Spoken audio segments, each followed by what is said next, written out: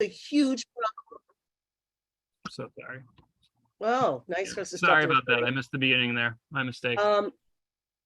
But it's a huge problem for more and more people. I'm hearing stories every single day. A friend of mine just yesterday had his truck break down, couldn't get home from Kingston because the buses don't run all the way out to other parts of the county, you know, at 6 o'clock at night, which is kind of ridiculous. I've heard this from paratransit people too. But we have some overriding concerns, and we would like to work more closely with people in the county.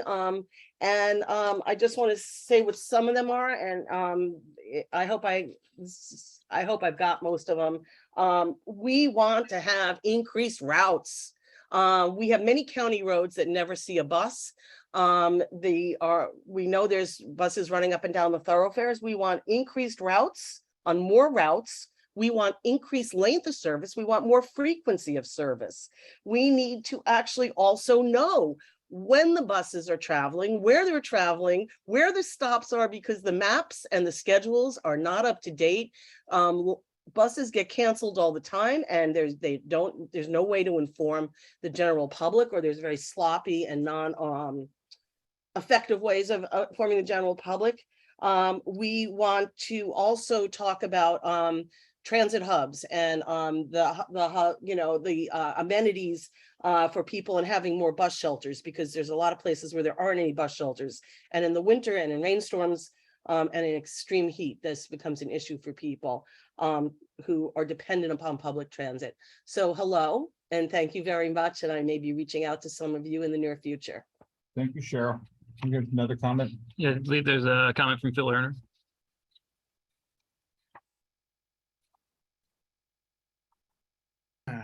Well, good morning, Ulster County Transportation Council. Thanks for having me. I know some of you here have been to a couple of these meetings, at least parts of them, and regret that I can't stay for the whole time, but I did want to come and introduce myself. I have a role in the county government, as you may know, as legislator for District 6, part of the city of Kingston. And I've had the good fortune to be chosen to help facilitate a transportation working group in the legislature that falls under the Public Works Committee. So I look forward to working with UCTC and invite you to send representatives as well to that working group. Our next meeting will be at the end of the next Public Works Committee meeting on Monday evening, August 8th. That committee starts its meeting at 6 p.m. And then just a little bit more about some of the reason that I am interested in working on transportation. I've been a lifelong public transit user. I do share a private car as well. But in terms of public transit, I do believe that we, as Cheryl commented, need to prioritize equity, which looks like enabling more people who can't get where they need to go to do so, and using public dollars to accomplish that. I have concerns about the safety on our roads, especially for folks who are not in their own private vehicles, pedestrians, folks in wheelchairs, pushing strollers, cyclists, and folks with other different mobilities, such as seniors, school children. And I've actually been involved in the riders group that Cheryl mentioned since its inception in 2019 as well. I also have some ideas. I see we have representatives from the Thruway Authority and State DOT, and I have been in conversation with the Thruway Authority starting 20 years ago about additional ways that might become an economic opportunity for our communities. Maybe it's time to start thinking about having homes and businesses along the right of way, options for alternative travel, maybe putting more buses on there and incentivizing different uses of that space. And then as far as Department of Transportation. On the state level, I've reached out to our state legislators and would look forward to a conversation about how we could perhaps have a state passenger bus system like they have in New Jersey or Rhode Island that could cover the many state highways that come through our county, so that the county could focus on putting transit on its own roads, like also Cheryl had mentioned. So with that, thank you for your time, and I'll head out when I need to. Thank you, Legislator. Any other citizens' comments? No. Legislator. Sorry, Laura. I didn't say anything. Thank you, everybody, for being here on this beautiful day. I am here also to speak about public transportation. I'm getting emails now. There's an outcry, recognizing how hot it has been for more climate emergency resolutions. I'm declaring, and we declared a climate emergency back in 2019. And Ulster County has been, it was one of the first counties to receive its bronze certification. But also with our climate action steps, one of the major ones is transportation. And I think we all saw when COVID hit and there were less vehicles on the road that, that there was no smog in cities that had smog for decades. Along with that, we're also having an influx of people who are coming here where they don't have vehicles or they can't afford vehicles. So what I'm asking is more focus on our transportation infrastructure, meaning vehicles, meaning advertising for our public buses, meaning more electric vehicles and electric buses, which means we need more EV charging stations, remotely, not just in a couple of locations. There are grants available. One is actually due on Friday, which would help pay some of this infrastructure costs. And there's also one that NYSERDA put out where municipalities who have economically and environmentally distressed areas can get free EV charging stations. So Esopus is going to be looking at that. We actually have two in Esopus, one being Port Ewing, which would make a little more sense. The other one, Rifton, and we can't quite figure out where we would put one because you're going to need a couple of hours to charge. But I'm hoping the county will look at some of those opportunities. Not only will this help the environment, but it will also help individuals who are economically challenged, who can't afford a vehicle, which means they probably also can't afford air conditioning, et cetera. But I think this would be a way to really meet some of our immediate needs, to build a workforce here in Ulster County, something outside of tourism, and just make it a better place, a more inviting place. Thank you. Thank you, Legislator. Any other additional citizen comments?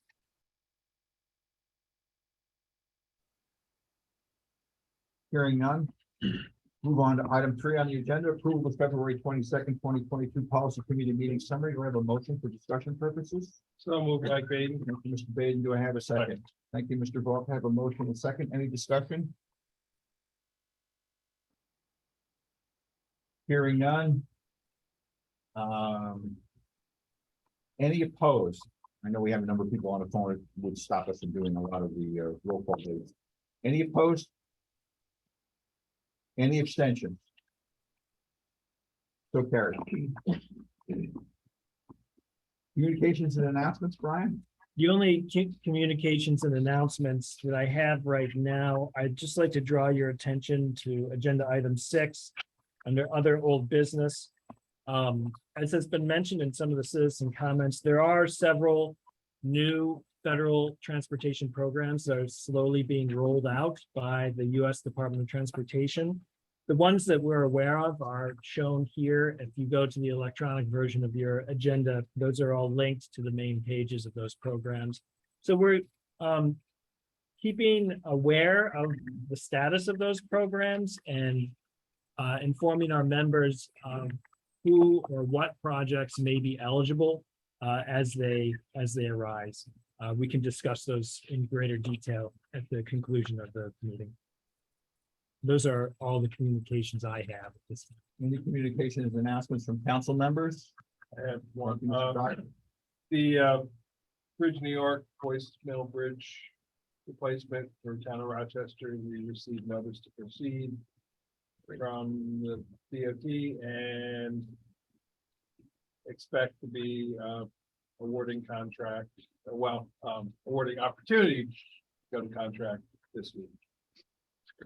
That's great. Congratulations. And the board selected HPEA out of Beacon. Great. Any other council comments? Communications, announcements? Hearing none. New business item 5, A, UCTC Resolution 2022-04, the amendment of the UCTC's federal fiscal year 2020-2024 Transportation Improvement Program to amend the town of Lloyd PIN number 87575, 81, as shown in attachment 1. Do I have a motion for discussion purposes? So moved. Thank you, Mr. Morrow. Do I have a second? Second, Mike Baden. I have a second. Motion and a second. Discussion, Brian. Yes, this resolution is in regard to a need to amend the current 2020 to 2024 Transportation Improvement Program. The town of Lloyd indicated a need for additional funds for their project due to high bids coming in above what was programmed on the tip. We were able to identify additional funds through an offset of a project that had been pushed back to federal fiscal year 24. And those funds would make this project whole for Tilson Ave. And I believe those bids are out. So the project is able to move forward for the safety alignment project in Tilson. It is considered to be a major amendment to the tip, which is in excess of $500,000 in federal funds. I believe the total additional funding is 2.2 million that was required. Therefore, a resolution along with a 15-day public comment period is required. There were no public comments received. Any comments, discussion from the council? Anyone on the phone? Make a motion to approve the We have a resolution. motion, John. We have a motion in a second, so we're ready for the act. We already have a motion in a second. We have a motion in a second. No comments, no additional discussion. Any opposed? Thank you, Jim. Sorry. No problem. Any opposed? Any abstentions? Hearing none, so carried. Sorry, John. Well, you was me. I take blame when I. There you go.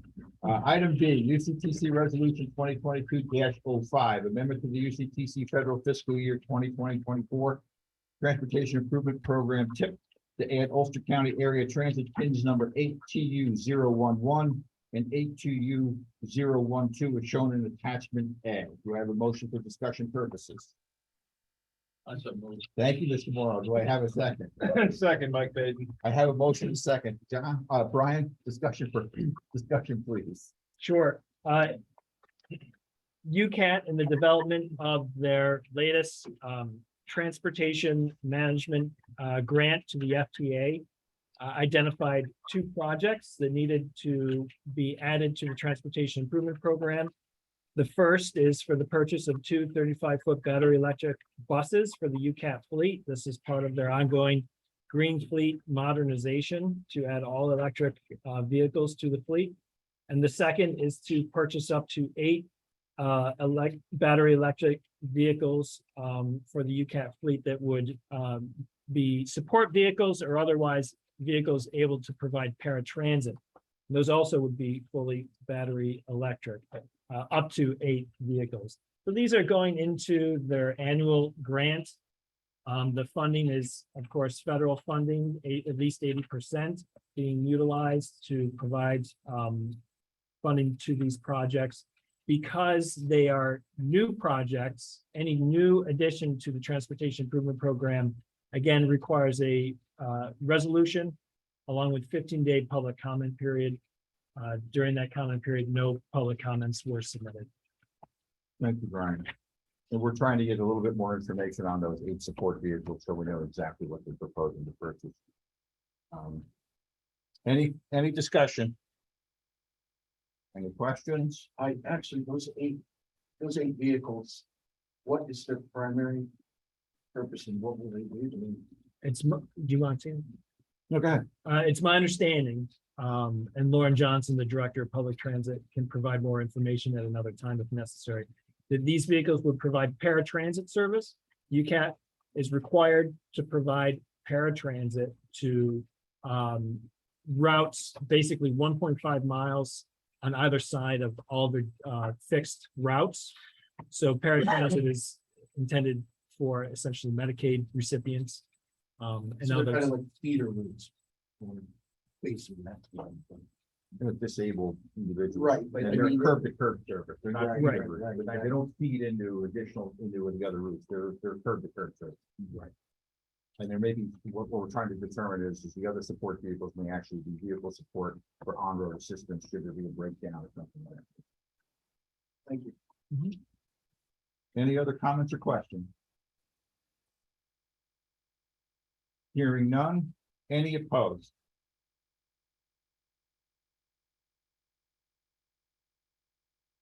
Any abstentions?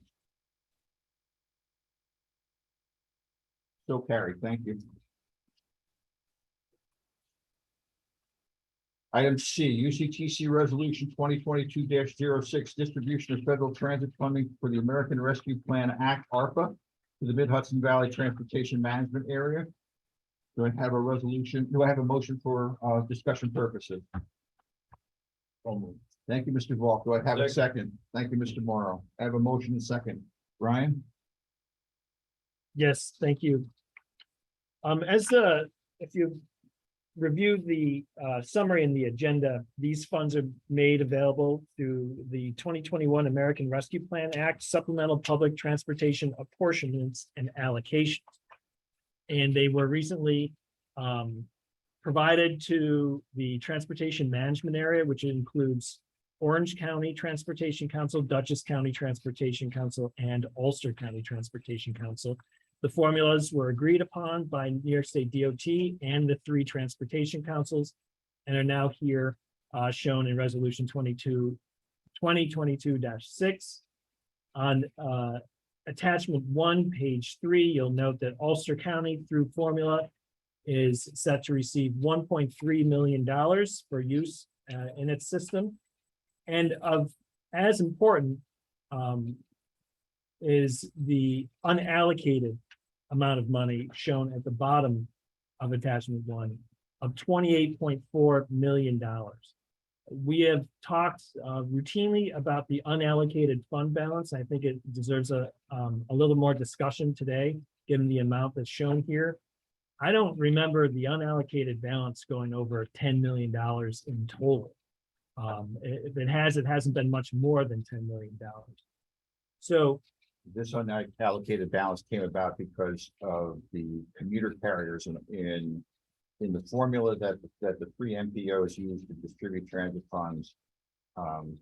Portions are distributed to the commuter carriers, namely in Ulster County, it would be the commuter carrier would be Trailways. The other commuter carrier in Orange County would be Coach USA, and then there's a commuter carrier in Dutchess County, and I forgot the name of that commuter carrier.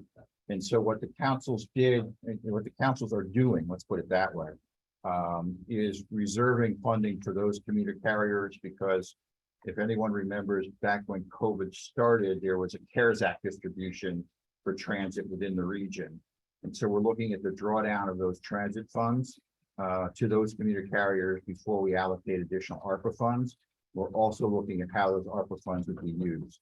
The allocations were based on what they call maintenance needs. That's how the allocations were arrived at. So they're reserved right now while we're looking at essentially the current amount of funding that's available to the commuter carriers to make sure that service continues. And I would say the substantial portion of that is reserved for Orange County in Coach USA, who generates a substantial portion of the funding that comes into the region. And then another portion of that would be reserved for Trailways. And Trailways has another distinction in that we're in the process of going through a request for proposals so that they are eligible to receive transit funds, so that it is unallocated now, but it has it has a place to go depending on what the MPOs find out with respect to the use of that funding that was originally awarded the CARES Act back in 2020, as I recall. Right. 1.3 million for maintenance. Yeah, also the formula distributes it that way. It can be used, it's used for any purpose. Once it runs to the MPO will then have a conversation with UCAT for its use. But it's distributed, it's allocated on a maintenance basis. Right. So the use of that $28 million would require action by the council. at a We'll be future back. meeting. And that's, by the way, just so everyone knows, this is UZA 89, and the methodology that we use is the same methodology that they use to apportion those funds in UZA 1, which is the New York City metropolitan area. So we're using, it's not a formula we came up with by ourselves. It's been used at a much larger level within the region. Any questions? Comments?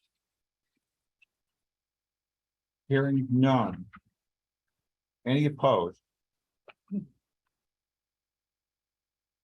Any abstentions? So carried.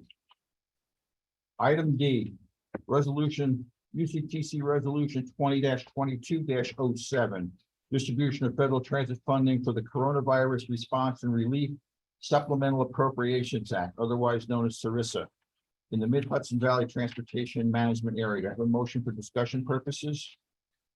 So moved by Baden. I have a motion from Mr. Baden. Do I have a second? Second. Thank you, Mr. Moore. I have a motion and a second. Brian, discussion?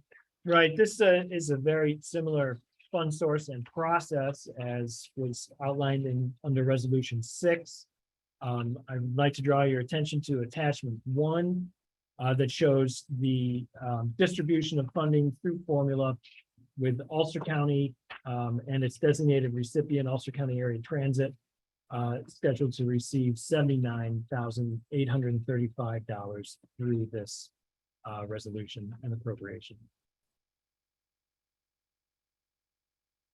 And also, again, there is an unallocated amount of 1.7 million that would go into the unallocated balance. And that again would be reserved for those commuter carriers. Any comments? Questions?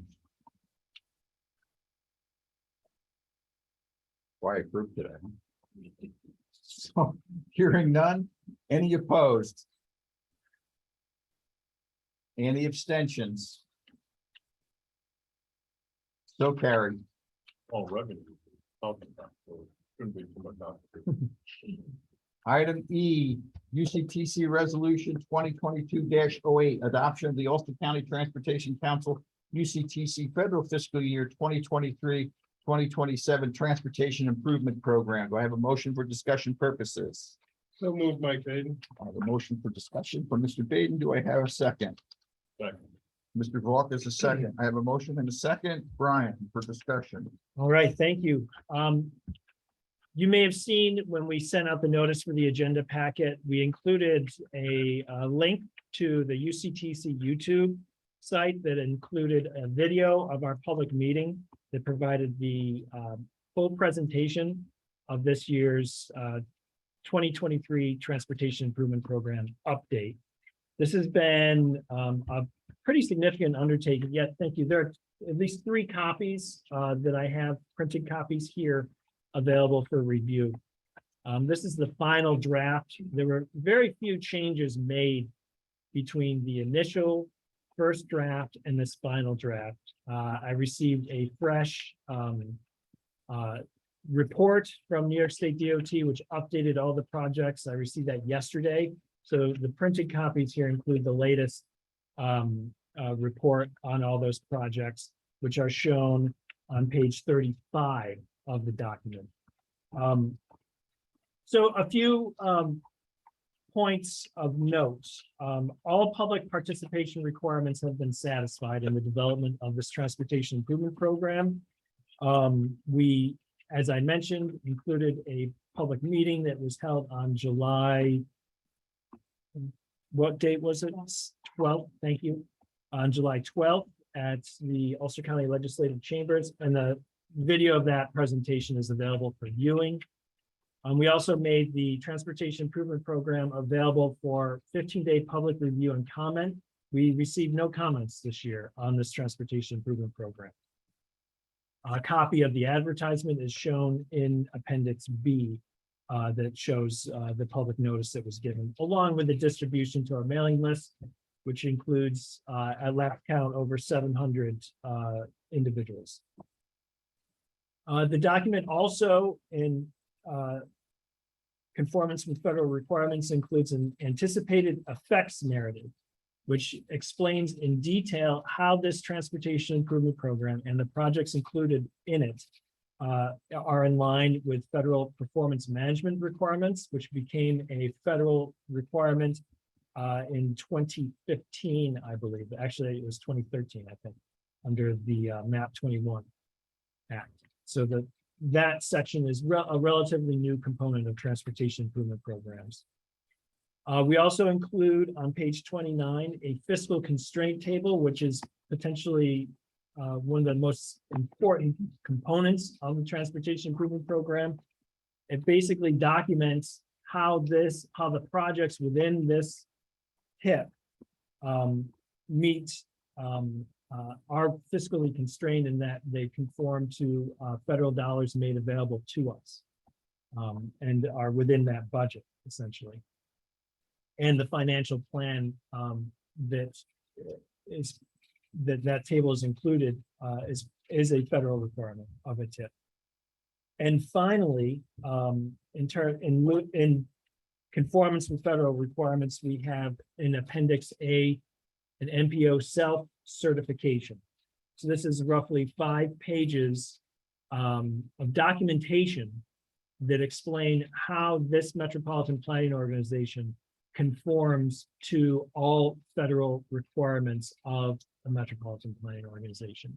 And if you review Appendix A, you'll see how we have met all those requirements in detail. So we have developed this transportation improvement program in cooperation with New York State DOT, all of our local sponsors that are included with projects on the TIP, as well as our transit providers, Ulster County Area Transit. We're very pleased that the effort is complete at this point, and if you have any questions, we're happy to try to answer them. Any questions or comments? And again, I'm not doing a full presentation of the TIP. That was done during the technical committee meeting and as well during the public meeting. If you did have questions, On the website. and yeah, and the presentation is on the website. Any questions or comments from council members? Just one thing to add. One thing is that the TIP also has to be consistent with the county's with the NPO's long-range transportation plan. Thank you. So that's the first thing. The other thing, and just in terms of total federal dollars, FHWA, otherwise known as highway dollars, are 37.5 million over the period for the adopted TIP, and transit dollars or FTA money is 33.1 million. That's what's programmed over the TIP within the MPO's planning area. The total amount is actually 103 million. Those are locals. are I'm sorry. local I'm sorry. projects. Yeah, that's correct. 103 million total. Any questions? Any comments? Hearing none. All opposed? And opposed. That would be better.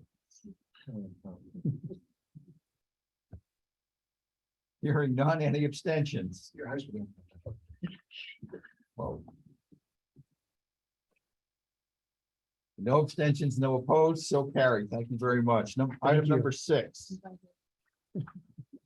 That's a lot of work. Item number 6, other old business.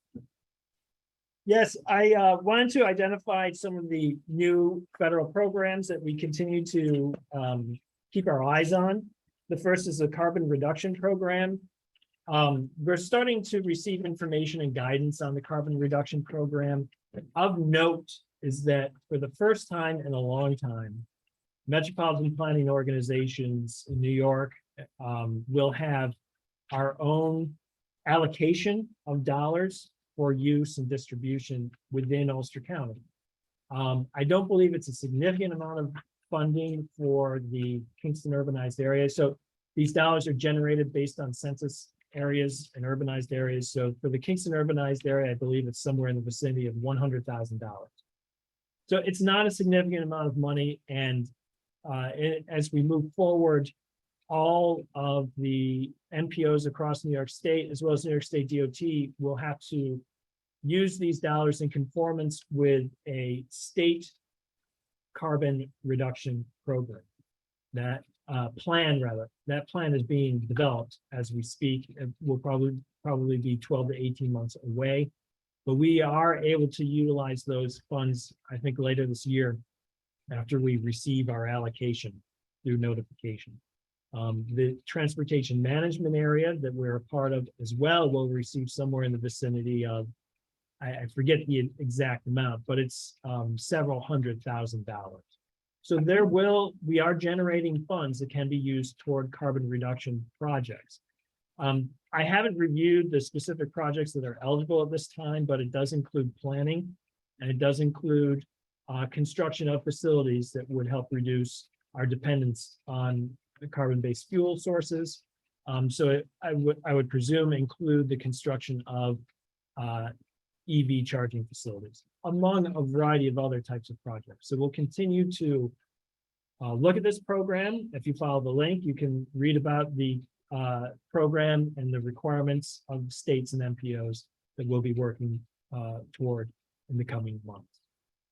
So that's a good program to keep an eye on. Safe Streets for All programs. David, do you have anything to add on this? After we went through and took a look at the self-certification requirement for a comprehensive safety plan, basically there's two ways the funding for this program can be used. One is for construction, the other is for establishment of a comprehensive safety plan, which you would need to have, in prioritization of projects.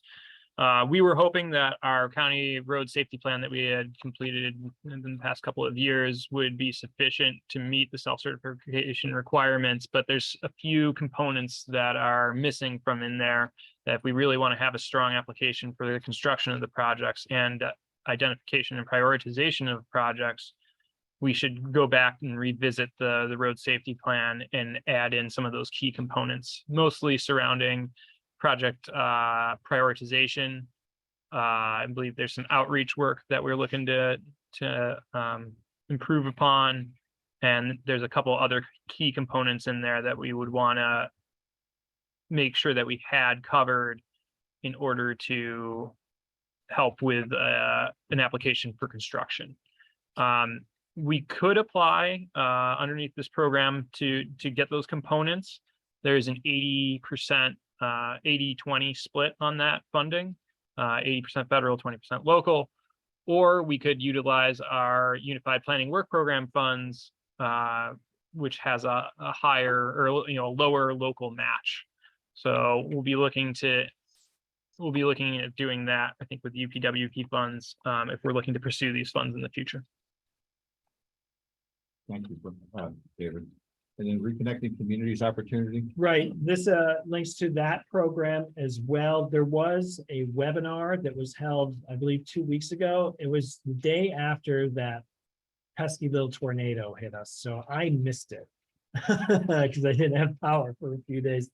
But the Reconnecting Communities opportunity is a significant federal funding source that is intended to address, for lack of a better word, mistakes that may have been made in decades past in the construction of transportation facilities that may have disconnected or cut through communities and primarily in urbanized areas. A really good example is the one-way fare system in Poughkeepsie. Poughkeepsie, right. Basically every major city in New York State has at least one example. Buffalo, Rochester, Syracuse, Albany. While they have very effective and impressive interstate systems, some of those systems really came at the cost of local communities and cut right through communities and divided neighborhoods.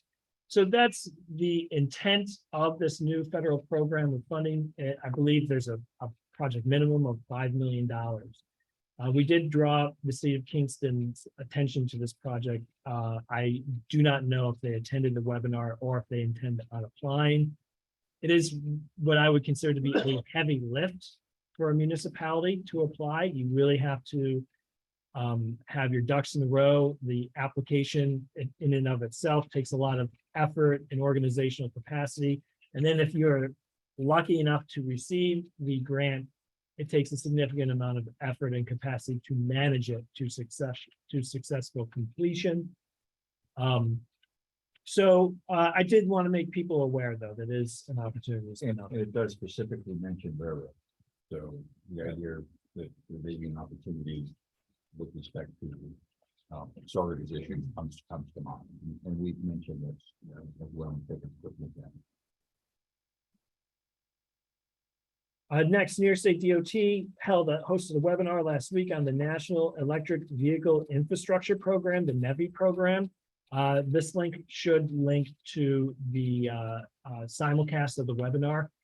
I attended, and it was interesting to learn about the program. In short, essentially, New York State is required to have electric vehicle charging facilities, I believe at a minimum of every 50 miles on the interstate highway system.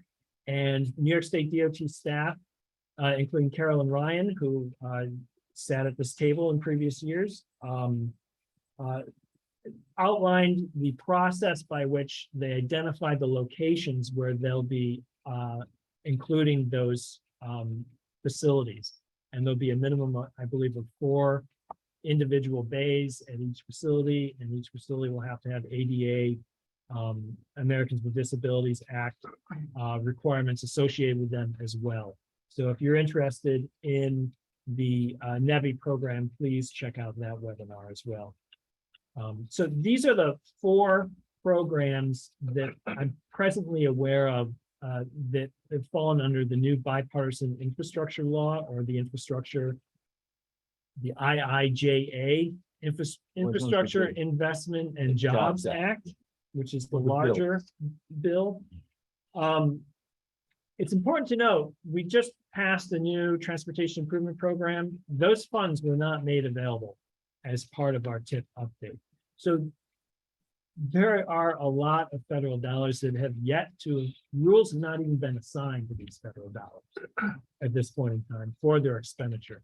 So we should expect to see more programs and more announcements coming in the months ahead regarding the IIJA and bill. Any questions on any of those discussions? Moving on to traffic safety board, Brian. We tentatively have a meeting scheduled for August 1st. I'm asking members to provide agenda items at this time. 2 potential items include taking a look at City of Kingston's new education and awareness campaign, the Be a Road Hero campaign that they're unveiling now, as well as other public outreach items that we're considering taking up. And we're working with UCAT to see if we can move that campaign onto some of the buses within the city of Kingston as well. Right, and I received quotes from Timely Science for that, so we should be making progress there. Project updates. Project updates. Right now, we have 2 planning projects that the Transportation Council has, actually 3 underway. The first is the Transportation Vulnerability Assessment. We have done a broad scan using the FHWA VAST assessment process. This takes a look at our roads and bridges and how they may be susceptible to natural hazards, particularly as they are projected or forecasted to increase. The 2 major hazards that we're looking at are excessive heat and excessive flooding. And so we basically do a geographic information system analysis of how our roads and bridges might become increasingly susceptible to those hazards. So it is a rather complicated process that we are very fortunate to have the assistance of Cambridge Systematics working with us. And in the months to come, actually more likely weeks, we will be unveiling a ARC Hub site that identifies these sites so that members of the public can use an online mapping tool to see what facilities were identified. And there is an explanatory online presentation called a story map that basically provides very brief explanations of the process used to identify these locations. We will be using that information to help to identify where our investments through the Transportation Improvement Program and other federal funding sources should be targeted in the future. The other project that is under development, actually underway, we have a project to do a corridor management study for the 9W corridor in the town of Ulster, essentially addressing the commercial strip of 9W in the town of Ulster. We have Creighton Manning Engineers under contract to assist us in that process. The kickoff meeting with the Technical Advisory Committee is scheduled for mid-August. So we have not had the initial meeting, but we will be looking at a variety of issues affecting that corridor, including access management, improving mobility for all users, and crash analysis. There are several locations that have excess crashes larger than what one would expect on a corridor of its type. It also, at the intersection of 199 and 9W, was identified as an area of excessive congestion for the congestion management process. Therefore, the NPO is required to take a more detailed look at that intersection. So we'll be looking at that as well. The entire corridor will be modeled using the computer model. And we will be looking at origin and destination analysis as well. It's going to be a very in-depth study. So we look forward to getting that underway. And it's also timely because of the potential for redevelopment at the former IBM site, otherwise known as Tech City. If they begin to add traffic and change in there, we need to make sure that the corridor can deal with whatever they're proposing to add. The final study that is in development is a rail safety analysis for the city of Kingston. We've mentioned it several times. So that we're currently in contract negotiations to see if we can move that project forward. But that is to look at the surface at grade crossings, primarily within the city of Kingston on the West Shore Railroad, and looking at safety and other trespass issues in that study area. And then traffic counts, David? Traffic counts, we've had a few batches go out for this year. Waiting on data from our contractor. I believe we had some 1 mile vision count out that was requested. That's a video count looking at classification, turning movements, speed and volume, as well as our typical tube counters that we see. If you ever are driving around and you see rubber tubes on the ground, those are traffic counts essentially that are going out there. We're waiting data from the contractor, which will then process and publish. That will be online.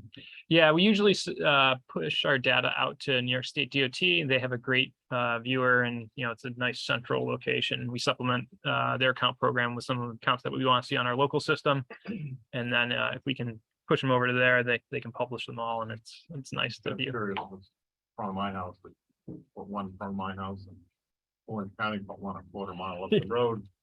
We tried as much as we Curious to see how yeah. they compare. We try as much as we can to Everybody's going to coordinate. your house? Is that what, is that? I tried to put a pothole in front of my house, put big rubber tubes on. Yeah. Pop 'em. Yeah. Usually it's only 3 days. We try to keep them pretty short, Another but 1 week. they do a week on the year. Friday. Oh man. He double checked with you now. You can just- Oh, I count them. Anything else, David? No. Other projects, the NPO has, I think, capacity to try take on 1 or 2 more projects this year, planning projects. 100% of our capacity has been devoted to, I shouldn't say 100%, but significant capacity has been devoted to developing the Transportation Improvement Program. So thanks again to New York State DOT and staff and all of our partners in getting that accomplished. It's a pretty big lift for us. So going forward, I think we are seriously looking at an update of our website. I would really like to get that underway. We had some other updates to the long-range plan that we need to develop. But another study, I think, is we have the potential to take on another study. 4455.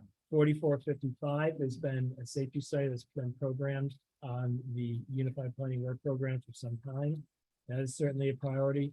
And also the update to our coordinated human services transportation plan is a requirement as well.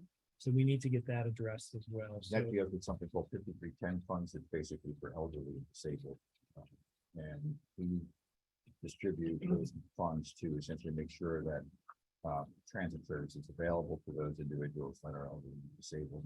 And they generally go to, the funding generally goes to nonprofits, although it can go to mobility management at different levels. Current funding, has it been awarded yet? We announced the awards yet? we have rated and ranked the awards. They have been Sorry, I won't not do- been announced, We haven't. but they will, I think, be rolled into Yeah. the existing tip. In the past, we've awarded funds to Rucko for its affordable housing projects to make sure that those individuals that were elderly, disabled in those projects could have transit. We've also awarded to ARC, Mid-Hudson ARC for similar reasons. And then there's awards throughout the region for others that take place. We have done mobility management at county level. We've done RSVP funding in the past as well, based on the applications we received.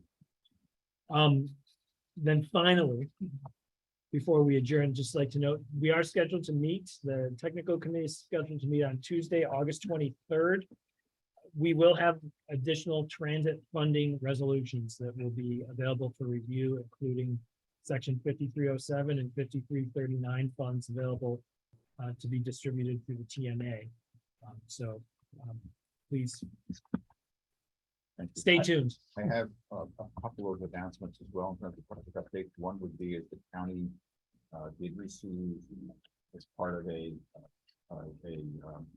transportation alternatives program, an award of $3.9 million for a rail trail that is in the town of Shandaken from High Mount, essentially down to the Bel Air Bay Youth area. We have now gotten our initial work with that, and will be issuing a request for proposals for design work on that very shortly. So we'll be back to the county legislature with the necessary actions in order for us to enter into contracts to begin that effort. So that's the first thing that's out there.